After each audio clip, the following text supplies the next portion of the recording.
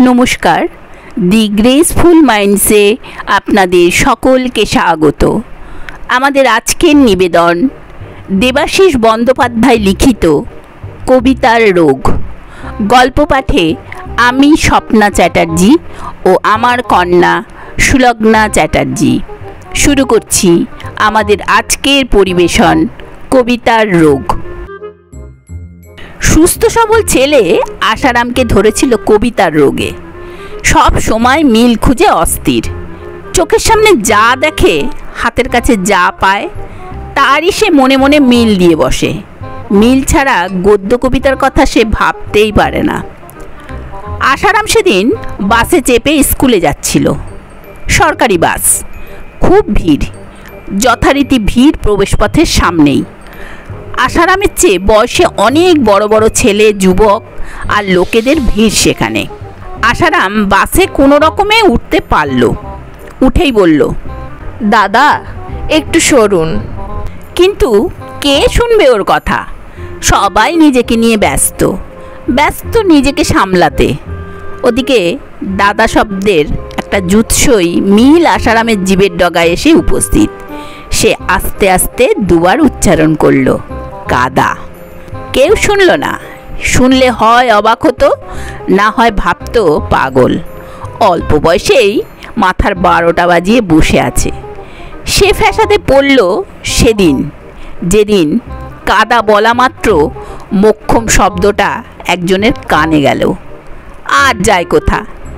সেই লোকটি তৎক্ষণাৎ হুঙ্কার দিয়ে উঠল, কি বললে ভাই? কাদা, অবলীলাক্রমে বলল আশারাম। তার মানে?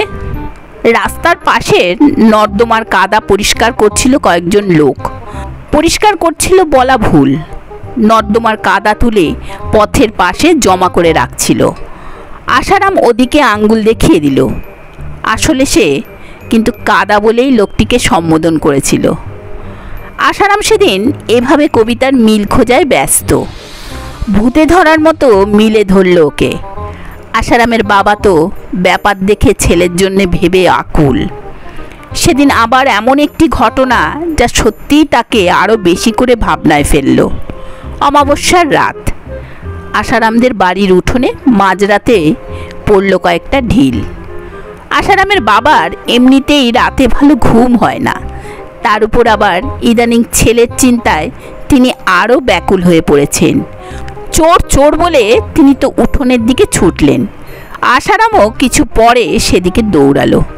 কি ব্যাপার বলো তো? আশারামের বাবা তাকে জিজ্ঞেস করলেন। ঢিল? হ্যাঁ, সে তো দেখতে পাচ্ছি, কিন্তু মারলো কারা? কিল। সে কি, তোকে কিল মেরেছে? দেখি তো কোথা। নীল? কিল মেরে নীল করে দিয়েছে? এমন সাহস? কোথায় কিল মেরেছে দেখা তো। গেল কোথায় লোকগুলো? বিল? আশারামের বাড়ির পাশেই ছিল বিল। বাবার গো দেখে সে বিলের দিকে আঙুল তুলল। ও বুঝেছি, ওদিকে পালিয়েছে। কিল মেরে বিলের দিকে পালিয়েছে, দেখাচ্ছি মজা। বড় একটা লাঠি নিয়ে আশারামের বাবা দৌড়লেন বিলের দিকে। আশারাম তো সব ব্যাপারটাই জানে, কিন্তু অগত্যা তাকেও বাবার পিছনে দৌড়তে হলো। ওদিকে চোরের দল লুকিয়েছিল ঝোপের আড়ালে। দরজা খোলা পেয়ে তারা সহজেই জিনিসপত্র চুরি করে নিয়ে পালালো। ছেলের রোগের কথা আশারামের বাবা দেরি করে টের পেলেন, কিন্তু তখন যা হওয়ার হয়ে গেছে। তখন থেকে তিনি শুধু ভাবছেন আর ভাবছেন যাতে ছেলের রোগ আর বাড়াবাড়ি দিকে না যায়।